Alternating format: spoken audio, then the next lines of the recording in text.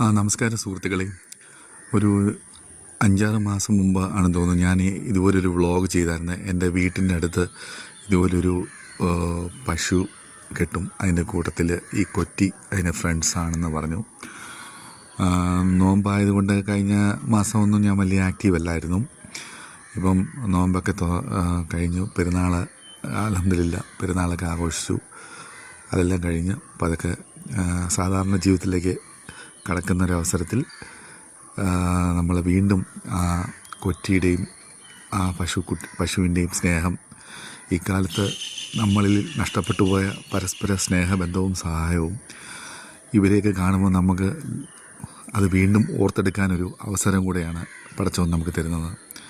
ഇത് കറക്റ്റായിട്ടും ഈ പശു എപ്പോഴാണ് ഇവിടെ പുല്ല് മേയാമെന്ന് അതിൻ്റെ ഉടമസ്ഥൻ ഇവിടെ കെട്ടിയിടുന്ന ആ ഒരു സമയത്തിനുള്ളിൽ ഈ കൊറ്റി വരികയും അതിൻ്റെ തമ്മിലുള്ള സ്നേഹപ്രകടനങ്ങൾ അത് അങ്ങോട്ടും ഇങ്ങോട്ടും കാഴ്ചവെക്കുകയും അത് കണ്ടുകൊണ്ടിരിക്കുന്ന നമുക്ക് മനസ്സിനും ശരീരത്തിനും ഒരു പോസിറ്റീവായിട്ടൊരു വൈബ്, ആ ഫ്രണ്ട്ഷിപ്പിൻ്റെ വില മനസ്സിലാക്കി തരുന്നു.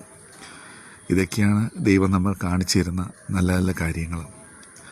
അപ്പം ഒരു പോസിറ്റീവ് ദിവസവും സ്നേഹത്തിൻ്റെ ഒരു മായാവലയവും തീർത്തുകൊണ്ട് ഞാൻ തൽക്കാലത്തേക്ക് മാറുന്നു.